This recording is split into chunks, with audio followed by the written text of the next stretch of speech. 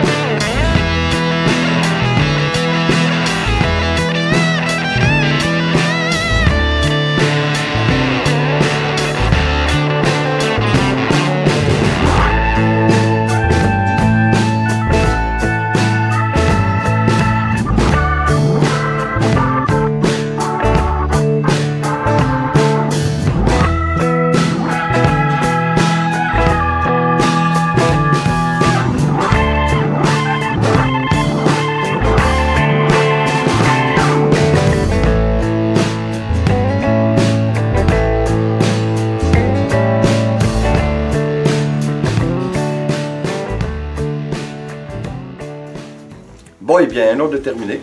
Hein, le petit papier ciré qu'on avait.